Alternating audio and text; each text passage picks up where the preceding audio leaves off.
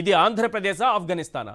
తెనాలిలో ముగ్గురు యువకులపైన ఇద్దరు సీఏలు చేసినటువంటి అమానుష ఘటన, పైశాచికంగా ఏ రకంగా వారిని లాఠీలతో కుళ్ళబొడుస్తున్నారో చూడండి.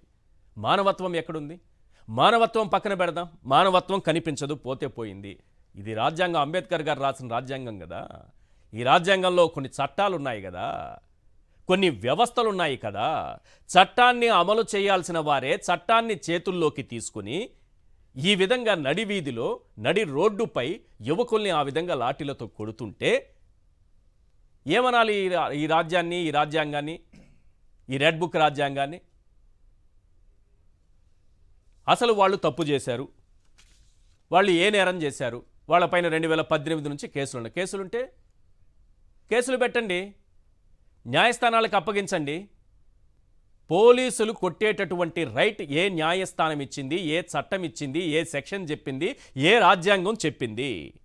నడి రోడ్డుపై హత్య చేసిన వాడిని కూడా, మన కళ్ళెదుటే హత్య చేసిన వాడిని కూడా, అంతెందుకు మొన్నటికి మొన్న రషీద్ అనే యువకుణ్ణి వినుగొండలో నడి రోడ్డుపై ఏ శరీర భాగానికి ఆ శరీర భాగం విడిపోయేలా నరికి నరికి చంపితే అతన్ని తీసుకొచ్చి నడి రోడ్లో కూర్చోబెట్టి ఇలానే కొట్టారా? ఇలాంటి ట్రీట్మెంటే ఇచ్చారా? వాళ్ళపైన రౌడీ షీట్ ఉందంట, గంజాయి కేసులున్నాయంట.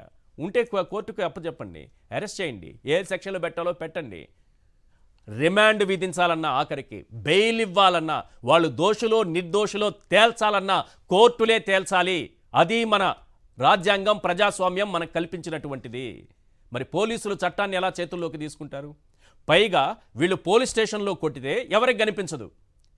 నడివీధిలో కొట్టడం అంటే ఏదో వ్యక్తిగత కక్ష ఉందా లేదా?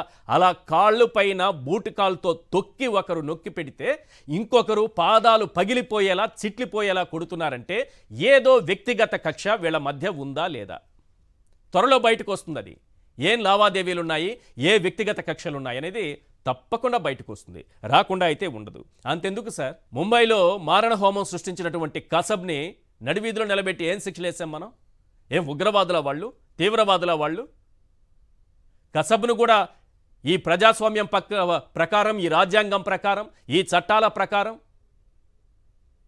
అతనికి కూడా శిక్షలు ఆ రకంగానే వేశాను తప్పిస్తే ఇలా పబ్లిక్గా కాల్ చంపినోడు కదా అని పబ్లిక్గా కూర్చోబెట్టి కొట్టి శిక్షించలేదే, అప్పటికప్పుడే మనం శిక్షలు వేసేయలేదే. ఇదే ఏ రాజకీయ నాయకుడు కుమారులో, ఇదే ఏ ఉన్నత వర్గానికి చెందిన వాళ్ళు, ఇదే డబ్బున్నవాడి కుమారులో అయింటే ఇలా కొట్టగలరా? ఇంత ధైర్యం చేయగలరా? అసలు ఎల్లో మేధావులు చాలామంది జగన్మోహన్ రెడ్డి గారు బాధిత కుటుంబాన్ని పరామర్శిస్తాననగానే వాళ్ళు రౌడీలు, రౌడీ షీట్ ఉంది, రౌడీ షీట్ ఉంటే 2018 నుంచి ఉందని చెప్తున్నారు కదా, వారిపైన కేసులు ఉన్నాయి అంటున్నారు కదా. మరి అప్పుడెప్పుడు లేనిది ఇప్పుడే ఎందుకు కొట్టాల్సి వచ్చిన దానికి కనీసం దానికి ఆలోచించారా? అసలు కొట్టే రైట్ లేదు, ఫస్ట్ వన్.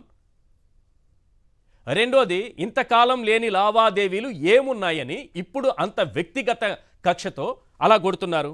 పైగా ఇలాంటిది జరగకూడదని మనం కోరుకోవాలి.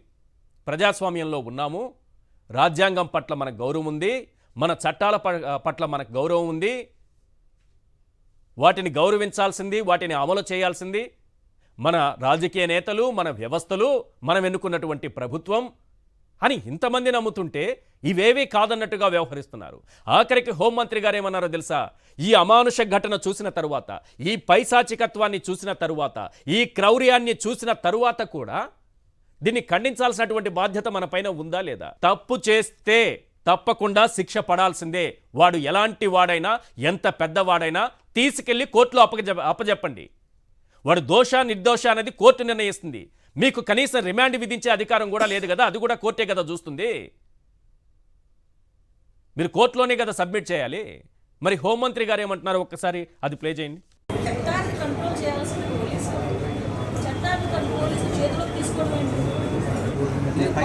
పోలీస్ డిపార్ట్మెంట్ ఎలా వర్క్ చేసుకోవాలి ఒకసారి ఆలోచించాలి. ఇదే పోలీస్ యాక్షన్ తీసుకోలేదు, ఏదైనా ఒక స్టెప్ ఫార్వర్డ్ వేస్తే ఈ రకంగా మాట్లాడు. కొంత పని మన డిపార్ట్మెంట్ చేసుకునే కాదు.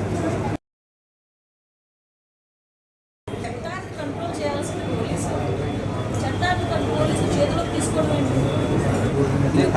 పోలీస్ డిపార్ట్మెంట్ ఎలా ఇందులో తప్పే ఉందన్నట్టు మాట్లాడుతున్నారు. పైగా మాజీ ముఖ్యమంత్రి జగన్మోహన్ రెడ్డి గారు ఆ బాధిత కుటుంబాల్లో ఒక కుటుంబాన్ని పరామర్శించడానికి రేపు వెళుతున్నారు, తెనాలి వెళుతున్నారు అనగానే మళ్ళీ దీన్ని రాజకీయం చేసేటటువంటి ప్రయత్నం కూడా చేస్తున్నారు. ఒక అడుగు ముందుకేసి పోలీసులు చట్టాన్ని చేతుల్లోకి తీసుకుంటే, వాళ్ళకి ఆ హక్కు కల్పించేస్తే, దీన్ని సమర్థిస్తే, రేపు 2 అడుగులు ముందుకేసి వాళ్లే శిక్షలు విధించేస్తారు, వాళ్లే అన్ని శిక్షలు వేసేస్తారు. అది కరెక్ట్ కాదు కదా. ఒక అడుగు కూడా వేయకూడదు. మనకి చట్టాలపైన గౌరవం ఉంటే, మన రాజ్యాంగం పట్ల గౌరవం ఉంటే ఒక్క అడుగు కూడా ముందుకు వేయకూడదు. ఈరోజు ఎల్లో మేధావులు క్వశ్చన్ చేస్తున్నట్టుగా ఆ కుటుంబాలను, బాధిత కుటుంబాలను జగన్మోహన్ రెడ్డి గారు పరామర్శిస్తే ఏం జరుగుతుంది, ఎందుకు వీళ్ళకింత ఉలికిపాటు, రెండోది ఒక అడుగు ముందుకేయడంలో తప్పు లేదన్న హోంమంత్రి గారు. ఈ అంశాలన్నింటిపైన మాట్లాడదాం మనం.